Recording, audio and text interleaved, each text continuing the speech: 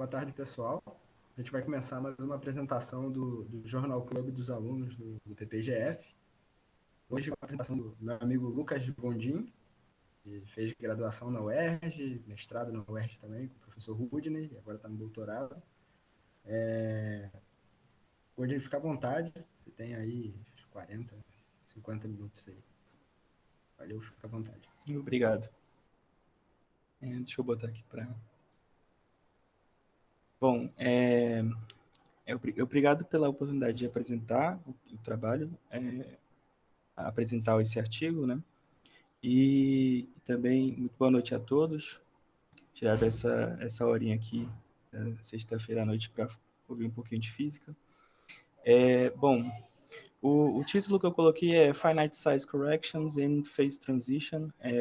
Basicamente, a gente vai estar falando sobre uma teoria quântica de campos encapsulada em uma região do espaço e as possíveis transições de fase que pode acarretar disso.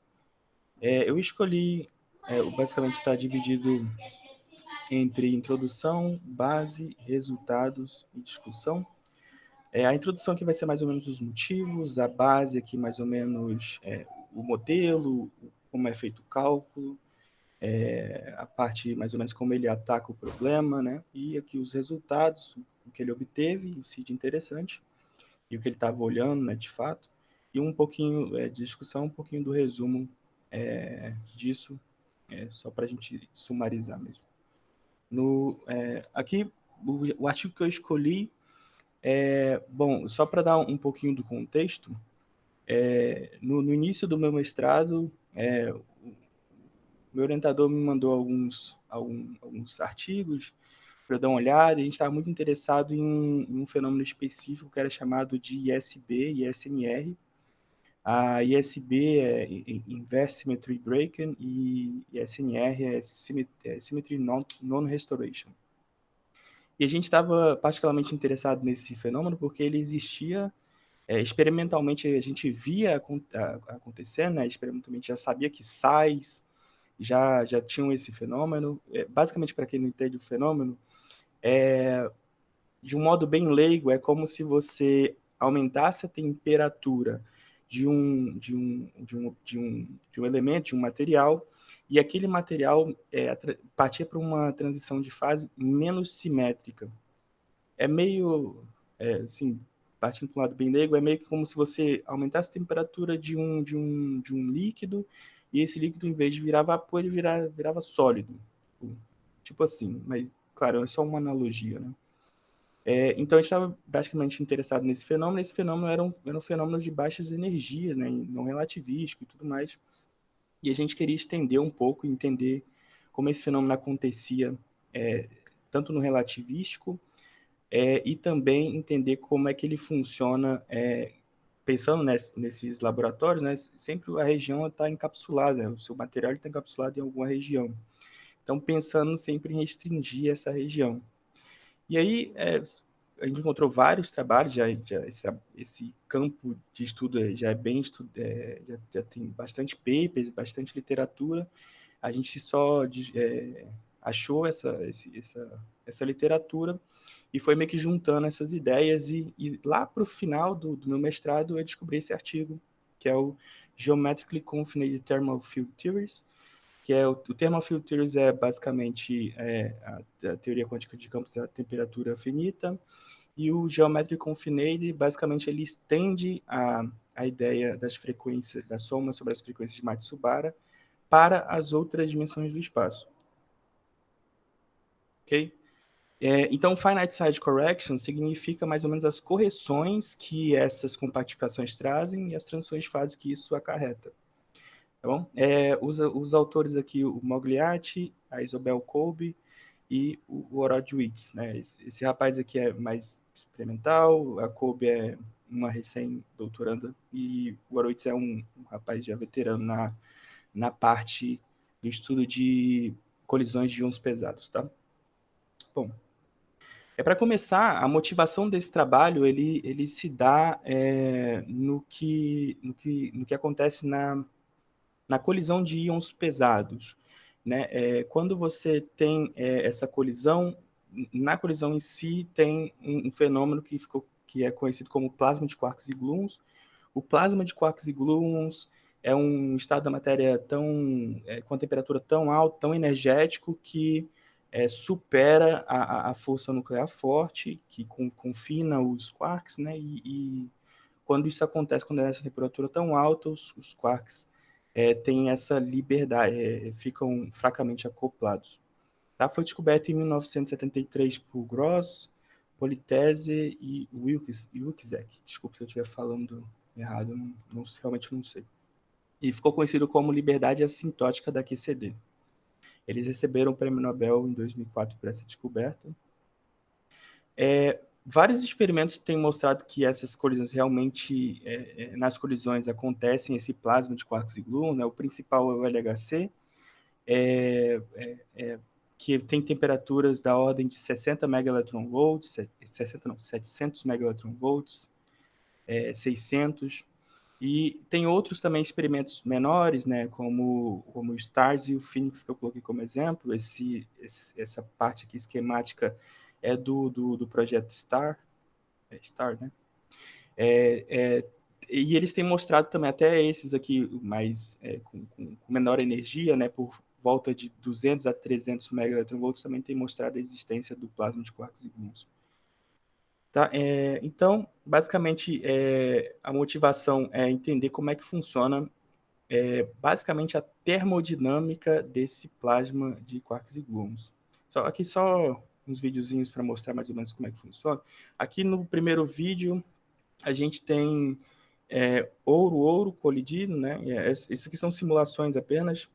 O plasma de quarks e gluons nessa região vermelha e no restante mixes e hadrons, partículas diversas e hadrons já coesos, né? Aqui do outro lado, nesse outro vídeo, já mostra uma simulação um pouquinho mais precisa, que as regiões de plasma de quarks e gluons, elas não são exatamente uniformes, né? Elas são regiões devido às colisões que não acontecem em todos os hadrons. Basicamente a fonte de onde eu tirei esses vídeos, aqui embaixo. Bom, a abordagem para entender essa termodinâmica dos quarks e gluons, ela tem uma longa e extensa referências, mas ela passa por três abordagens principais, que são a Weakly Coupled Thermal Field Theory, Monte Carlo métodos e ADS-CFT. O primeiro, que é o que a gente vai tratar aqui, né? O segundo é um método mais estatístico, e esse segundo aqui, ele trata mais do Gauss String Duality. Eu realmente não entendo muito essas áreas aqui de baixo, mas deixei algumas referências também para ver se alguém estiver curioso para dar uma olhada. Lá também tem outras referências interessantes da área. Bom, como é que funciona o modelo deles, né? O modelo deles é o seguinte: eles querem pegar uma região desse plasma de quarks gluons, né? E essa região, ela meio que está encapsulada numa certa região do espaço. E aí eles vão colocar boundaries, né? Vão dar como boundaries essa região, mas esses boundaries, eles não são físicos. Como assim? Acho que físico não seria a palavra correta, mas eles não interagem com as partículas. Então, não é como se você batesse uma partícula no boundary e ele voltasse, né? Tipo, tivesse uma troca de momento, qualquer coisa do tipo. Não, tipo, esse boundary significa que dentro dessa região existe o plasma de quarks e gluons, e fora dessa região, os quarks já estão fortemente acoplados. Então, boundary, eu chamaria de um boundary de ideia, não sei se tem um nome para isso exatamente, mas é um boundary que, a partir de uma certa região, você já não tem mais os quarks e gluons fracamente acoplados. O modelo dele é um modelo super simples, é um modelo escalar, não interagente e de massa zero. Ele só colocou a massa aqui para facilitar algumas contas, mas depois ele vai dropar essa massa aqui, vai botar essa massa igual a zero e as funções termodinâmicas vão ser todas sem essa parte. Tá bom? A gente vai estar tratando na unidades naturais, né? Então, todos ali em electronvolts. E, bom, começando agora as contas, né, da base, A gente vai pegar uma função de partição aqui já no contexto de teoria quântica de campos, né, com aquela abordagem de se fazer a passagem para as frequências de Matsubara. Tá? Aqui, para você ter, para você colocar a temperatura dentro da TQC, você precisa fazer, quer dizer, existem várias formas, mas esse método em si é você utilizar as frequências de Matsubara e você tem meio que condições para o seu campo, ele tem que ser periódico. Isso muito se deve ao fato da função de partição, do traço da função de partição. Então, isso é uma condição que tem que ser satisfeita. Então, a gente parte para essa parte aqui, a gente já coloca a Lagrangiana dentro da função de partição. E a gente não, perdão, o artigo ele dá uma função, né, um φ, mais ou menos esperado, que dá aquelas condições que fique mais fácil alguns cálculos, né? Então ele bota algumas condiçõezinhas aqui para esse φ. Basicamente essa integral aqui de cima é uma integral gaussiana, então você consegue tirar um resultado dela de modo simples, né? E esse resultado está aqui embaixo. Nota que eu já coloquei, eles colocaram já as frequências de Matsubara para as outras dimensões do espaço. Eu vou explicar isso aqui daqui a pouquinho. Mas, enfim, a gente tem a função de partição, só que para a gente tirar as funções termodinâmicas, a gente precisa colocar o Ln, né? O Ln do Z, e eles usam essa identidade aqui, e a energia livre de Helmholtz, essa daqui, e juntando essas duas, você obtém essa terceira equação aqui, né? Onde esse I é meio que uma junção de menos T sobre V, 1 sobre Z alfa, né? Então, mais ou menos isso que está escrito aqui. E aqui eu já posso explicar o que são esses ômegas aqui, né? Essas frequências discretas aqui. Para você transformar essa integral que está em um momento aqui para uma soma discreta nas frequências de Matsubara, você precisa fazer o seguinte, né? No caso da temperatura, é fácil de visualizar. A integral em dp0 sobre 2π, essa integral você pode modificar ela para ela ser uma soma, né? 1 sobre beta sobre o somatório dessas frequências de Matsubara, dessas frequências discretas, ok? O beta aqui é 1 sobre t, tá? E você pode estender isso para as demais integrais de momento. Então, dp1, você pode também fazer a mesma coisa, né? Fazer o mesmo procedimento para as outras integrais, tá? Meio que estendendo o método de Matsubara. Mas tem uma coisa interessante. Enquanto que para a temperatura aqui, ela tem que ser obrigatoriamente periódica, né? Ela tem que ser condicionada a ser periódica. Nesse caso aqui, dessas frequências de Matsubara para as outras integrais de momento, elas não necessariamente precisam ser periódicas. Elas podem respeitar qualquer condição de contorno, tá? Depende, claro, do seu modelo. Então, é isso que está escrito aqui embaixo, né? Já colocando essas somatórias, né? E aqui tem uma parte de regularização dimensional que vai ajudar a gente a fazer essa integral de momento. Essa integral que é bem fácil de se fazer, né? Você vai chamar esses ômegas e m aqui de uma constante e vai fazer essa integral aqui dentro da abordagem de regulação dimensional. E você vai obter aqueles gamas, né? Gama no caso aqui é de alfa, gama de alfa menos D sobre 2, e etc. Né? O D, na verdade, é D menos 1 menos C. O C aqui é a quantidade de compactificações que você está fazendo, né? Está muito complicado. Mas, enfim. E aí, o que significa, por exemplo, a gente compactificar uma dimensão, né? Compactificar uma dimensão significa ter dois planos paralelos, né? E a dimensão compactificada aqui fica com esse thickness, né? Esse L1, né, de distância um sobre um do outro, dos dois plates. E aqui as outras dimensões, tanto essa dimensão aqui horizontal e a dimensão de comprimento, né, de comprimento desse plano, eles são infinitas, né? Então, meio que o meu plasma ele estaria dentro dessa região verde e fora dela elas já são strongly coupled, né?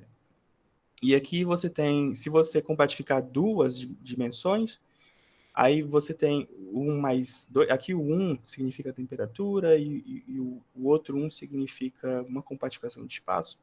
Aqui é 1 a temperatura e 2, duas compactificações do espaço. Então, você tem L1, L2, né? Como se fosse um retângulozinho. Infinito é como se fosse um torrone, né? Um torrone gigante. Pensar em comida sempre, né? Enfim, aqui do box, três dimensões compactificadas, é simplesmente esse box mesmo, né? E, de novo, o plasma aqui dentro e fora dessa região, você tem os quarks já acoplados, tá? Só por simplicidade foi feita assim, esses cálculos, mas essas geometrias elas podem ser quão complicadas quanto você quiser. Então, eles podem ser triângulos, podem ser esferas, etc. Isso é só por simplicidade mesmo. Bom, voltando ao cálculo lá, a gente tem a expressão já resolvida, né, da integral de momento, que é essa daqui, os gamas que eu tinha mencionado, né? E aí sobra as somatórias sobre as frequências de Matsubara. Essas somatórias aqui, elas são conhecidas como zetas, né? Talvez você, não sei se todo mundo conhece a zeta de Riemann, mas é como se fosse um n elevado a um s, né? Tipo assim, uma zeta de Riemann. Só que essa zeta de Riemann ela só funciona para valores específicos de S, né? Então, por exemplo, S maior que 1. Né? Se o S for 1, fica 1 elevado a 1, 2 elevado a 1, 3 elevado a 1, etc. Vai ser meio que uma soma sobre os naturais. E isso é divergente, então só funcionaria para o quadrado. Então, com o quadrado já é convergente, então funciona direitinho essa zeta. Tá? E aí a gente tem uma continuação analítica da zeta, né, que é para estender o domínio do S, né, estender o domínio de validade daquela função zeta. A zeta de Riemann é essa simples, né, que eu falei, só que é como se não tivesse essas duas aqui, né, se não tivesse essas duas parcelas, se tivesse essa primeira. Seria uma zeta de Riemann. Mas como tem outras, né, tem outras parcelas aqui, a gente bota outro nomezinho, né? Esse caso aqui é uma zeta de Epstein. Então também tem uma continuação analítica dessa daqui, tem a expressão certinha com todos os cuidados matemáticos que se faz para essas zetas, né? E aí tem esse resultado aqui, esse primeiro resultado, que é o resultado mais simples, né? É o resultado para o parallel plates. Então dá esse resultadozinho aqui. E a gente tem, se você colocar todos os valores, né? D igual a 4, fazer o alfa tender a 0, etc., você vai obter essa expressão aqui de baixo. E aqui você já observa que a energia livre de Helmholtz, a primeira parte aqui é a usual que a gente já conhece, e essas outras partes aqui são as correções de tamanho infinito, né? Se você fizer L1 a infinito aqui, você vai ver que vanish, vai sumir com essas outras parcelas. Né? Então esse é o primeiro resultado aqui para uma compactificação, né, do comprimento. E tem os outros, eu não vou colocar todos os outros aqui, mas basicamente segue o mesmo estilo, né? Vai ter mais ômegas aqui, vai ter uma expressão, colocou a expressão, expandiu em epsilon, e você vai obter essa expressão aqui, tá bom? Bom, os resultados que eles obtiveram foram, para a energia de Helmholtz, essa linha, eu coloquei uma linha preta aqui, porque não tem essa linha preta no artigo deles. Mas eu coloquei uma linha preta para indicar que essa aqui essa conta aqui de cima, ó, essa conta aqui sem nenhuma compactificação das outras dimensões, só da temperatura. Então é a conta usual, sem compactificação nenhuma. É essa linha preta aqui. E as outras são com compactificações. Para o plates, né, o azul, para o tubo e para o box. E aqui você já consegue perceber tanto para a energia livre de Helmholtz quanto para a energia total do sistema, que você tem uma diferença substancial aqui entre as duas, né, os dois cálculos. Ele fala algumas estimativas,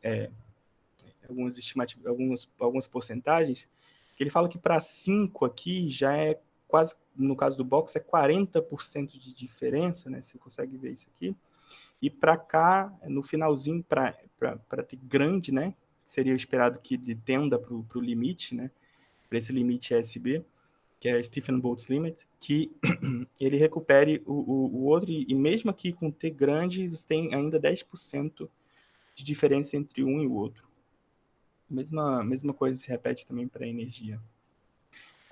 Essas aqui são as outras condições de contorno, né? Assim, tem a periódica, tem a de Newman, né? Você consegue ver que a do periódica ele rapidamente já tende ao limite, e para o Newman ele demora um pouquinho mais, mas é uma curva bem razoavelmente parecida também, enquanto que a de Dirichlet é bem diferente, né? Inclusive passa por um ponto aqui que é igual a esse limite, e depois vai tendendo.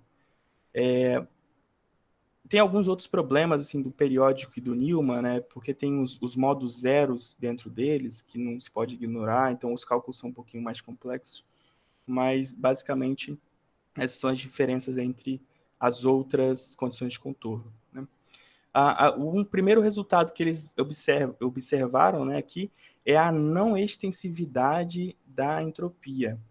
Extensividade da entropia se você mudar um parâmetro extensivo da entropia por um valor n, a entropia tem que mudar por um valor n também.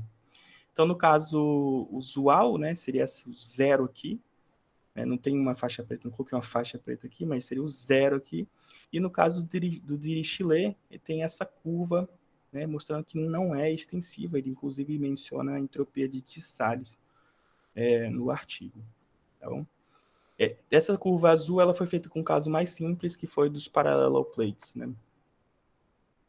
Bom, a entropia é outro resultado termodinâmico, e o calor específico também é outro resultado termodinâmico, mostrando que também existem diferenças entre os dois cálculos.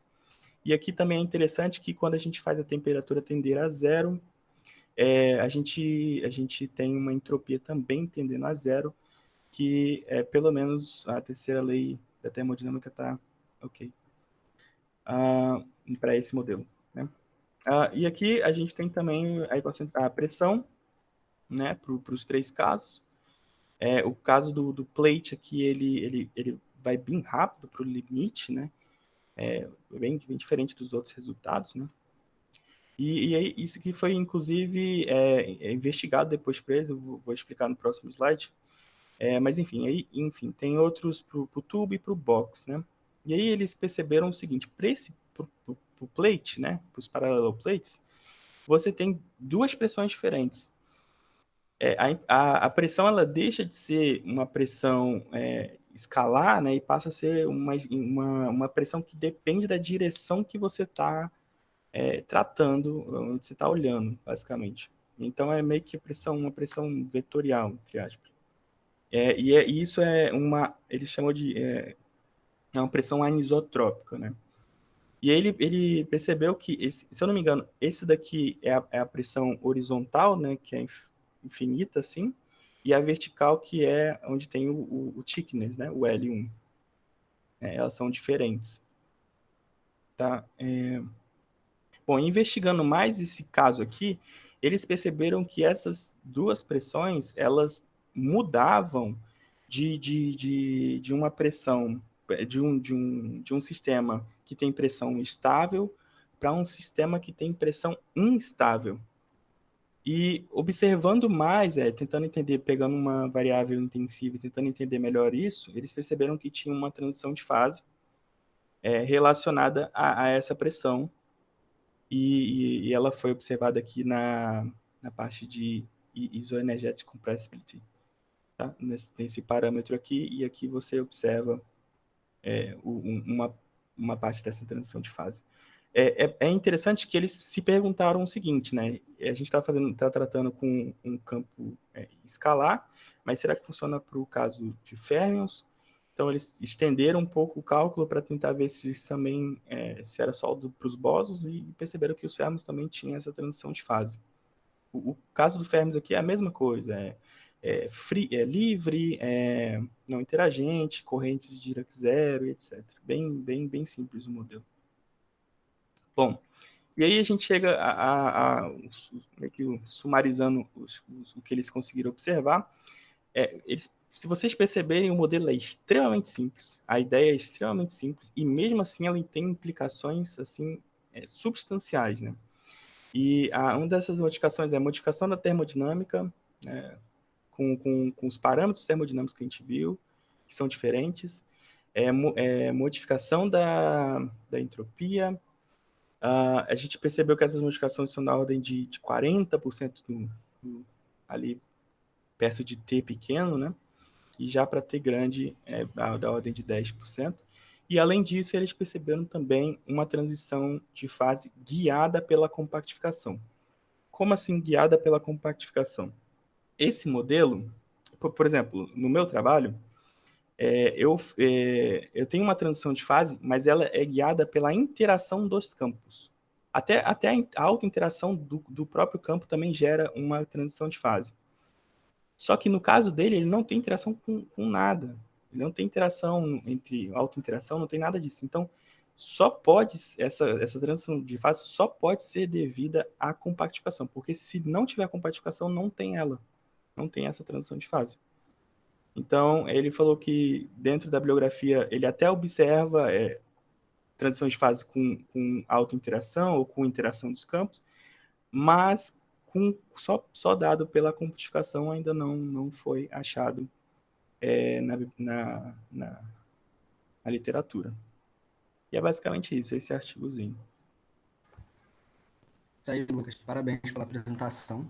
Gostei pra caramba. Um tema que eu achei, Foi achei rápido. bem interessante, né? A proposta e ainda mais os resultados. Né? Vamos começar as perguntas aí, então. Vamos lá com o Matheus, que já levantou a mão antes de mim. Vamos lá, Matheus. Fala aí, Lucas, beleza? E tudo bem? Tudo certo. Cara, na realidade, você que viu essas contas, abriu essas contas aí, eu tenho uma dúvida que é a seguinte, é uma dúvida antiga já, mas acho que agora é a hora, né? Primeira coisa, você falou em várias condições de contorno lá, de Neumann, né, Robin, né? Acho que não falou de Robin, né? Falou de, enfim, Não. algumas condições de contorno lá. E o que acontece é que quando você impõe condições de contorno. Uma coisa que eu também não entendi. Cada condição de contorno está associada a uma daquelas situações, a placa, o box, ou você testou as condições de contorno em cada uma daquelas? Eles testaram. A geometria não tem relação com Com o as condições de boundary. contorno. Não tem. Você pode impor a relação de contorno que você desejar e a geometria que você quiser também, a princípio. Entendi. Porque dependendo, como é que você fez como é que eles fizeram para renormalizar isso, né? Porque você vai ter termos de superfície ali, né? Você falou da delta, mas você não comentou nada sobre termos de superfície, né? Deixa eu falar um pouco sobre isso, isso é muito importante. Quando a gente faz... É porque eu peguei o caso mais simples de todos para mostrar aqui. Mas quando você faz essa conta aqui, para esse caso específico do plates, que é uma compactificação só, cadê o desenho? É uma compactificação só, você não tem termos de superfície. Você não aparece termos de superfície. Não aparece... aparece só a divergência usual que a gente tem. Que é a mesma divergência que você faz se você estiver fazendo quântico, por exemplo. É a mesma divergência. Divergência de vácuo, né? Vai ser nesse Isso, caso aí. isso. Tudo bem. Nesse caso aqui não tem. Mas nos outros tem essas divergências relacionadas à área, para o caso do retângulo, e para o caso do box, aparece uma divergência que é muito curiosa, perímetro sobre volume. É uma coisa Legal. muito, muito curiosa. E a renormalização dessa teoria para esse caso, ela está muito envolvida com a análise dessa zeta, que é essa zeta que vai gerar essa zeta junto com a gama vai gerar esses problemas, né? Então, aí você tem a regularização da zeta, então passa por isso. Tá, então você usa a zeta de regulador, mas você consegue. É porque eu não sei, é realmente uma dúvida assim. Então você consegue colocar na zeta essas contribuições que vêm, sei lá, do perímetro, igual você falou da área e tal, tal, tal. Sim, vem Ah, exatamente delas. interessante. E Bem é porque é interessante. uma continuação analítica delas, né? Então tem alguns problemas nessas funções aí. Entendi. Bem legal. Era só isso mesmo. Valeu e valeu pela apresentação. Valeu. Ô, Lucas, Oi. você pode voltar lá para aquelas imagens lá do retângulo, do paralelepípedo, da placa. Sim. Essas aí no slide está dizendo formas, né? Mas isso seria o espaço-tempo ou seria tipo só a região do seu sistema? Essa é a região onde o sistema está encapsulado, né? Formas, eu acho que não foi a melhor palavra, não sei. Mas é só a região onde está mesmo o seu sistema, né? Não, Onde não. está encapsulado o seu sistema. Eu perguntei porque quando a gente trabalha, né, Oi. com temperatura finita, né, que nem que você falou do jeito usual, que você faz só as somas de Matsubara, Aham. você vê o espaço-tempo como se fosse um cilindro, né? Eu estava tentando entender, será que esse seria a forma do espaço-tempo do compacto, Ah, sim. sabe? Eu tentei fazer essa comparação. É, tem toda uma discussão correta aqui para como se faz essa passagem, né, dessa integral de momento para você falar do espaço, do espaço-tempo em si, né? E por causa dessas frequências de Matsubara em si. É uma discussão ainda que eu tenho que entender a fundo para não falar em uma besteira, né? Então, Matheus, aí, pode falar. Ô, João, posso acrescentar aí no que você falou? É, eu compartilho dessa indagação sua, João. Só que o que acontece, eu acho que é assim, para ele desenhar um cubo daquele quadridimensional, ele ia ter que desenhar um hipercubo, então é impossível ele desenhar isso nesse papel aí. Pelo menos eu acho, né, que é. Agora, eu entendi o que você falou, você botar um mais um, né, e compactificar, sei lá, dois mais um, compactificar o tempo, você tem um lance meio que com um cilindro infinito, né? Só que Isso. para desenhar 3 mais um com o tempo compactificado, pô, você tem que ser um cara formado em belas artes, né? Eu acho que não. Nem dá, né? Nem dá, realmente. Eu não tinha pensado nisso. Pois é. Realmente. Boa, boa, Matheus.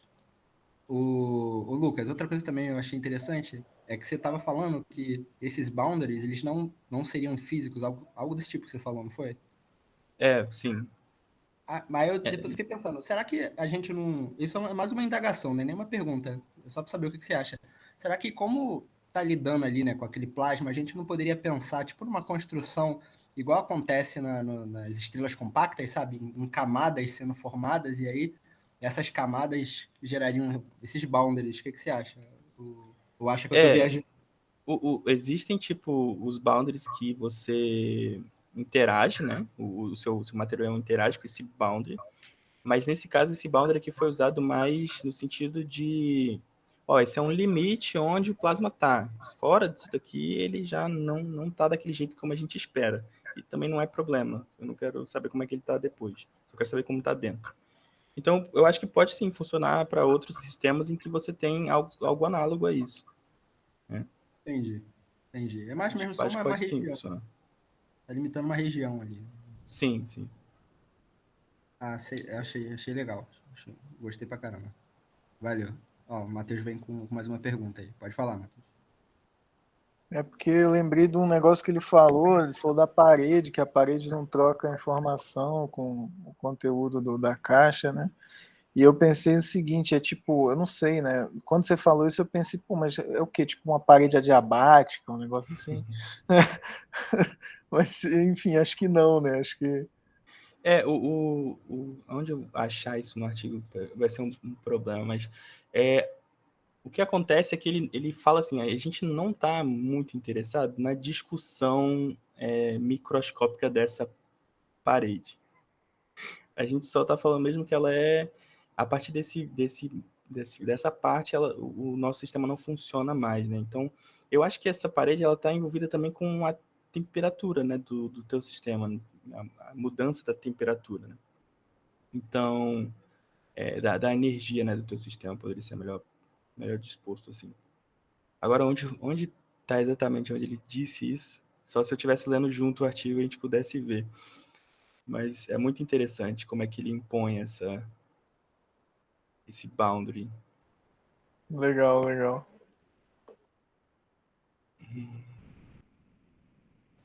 Ah, lembrei de outra coisa que eu também ia perguntar, Lucas. Pode botar naqueles gráficos lá dos observáveis lá termodinâmicos? Esse ou mais para frente? Não, acho que todos são assim. Eles são É. dados, são os gráficos relativos, né? São dados em função da temperatura, é isso? São dados em função da temperatura. Isso, aí tudo isso ainda é em relação a como se fosse um modelo, né, entre aspas, do plasma de quarks e gluons, não é? Sim, a Ou ideia não? é assim. É porque o modelo ele é só um campo escalar, né? Então ele está motivado. O plasma de quarks motiva a ideia, mas se você for parar para analisar, é só um modelo escalar, né? Então Sim, é verdade. é um modelo bem simples. Não, E achei aqui o legal. T está em unidades de 1 sobre L também, né? Está adimensional, vamos dizer. Achei legal que ele concorda direitinho, né? Aí começa a dar algum problema para temperatura baixa, né? Mas como em plasmas de quarks e gluon, temperatura baixa é meio que não ocorre, Não, né? As exatamente. temperaturas altas, então é um resultado bem bacana. Ah, que E, legal, e, e gostei. para essas temperaturas aqui mais baixas, claro, fugindo dessa parte de plasma, né, em outro sentido, essas temperaturas mais baixas aqui são para Casimir, o efeito Casimir, né, basicamente isso. Sim, Que são, tipo assim, as mesmas equações bem parecidas, as mesmas não, mas bem parecidas, os cálculos, né, de zetas e tudo mais. Então ele fala que, tipo assim, para essas regiões mais baixas de temperatura aqui, então ele se parece muito com o que se faz nos estudos de efeito Casimir. E é show. bem interessante essa parte aqui de temperatura mais baixa, estão fugindo um pouco da parte de plasma, né, que é do trabalho deles. Nossa, legal, legal. Parabéns aí pela apresentação de novo. Obrigado. Pessoal, mais alguém tem mais alguma pergunta pro Lucas?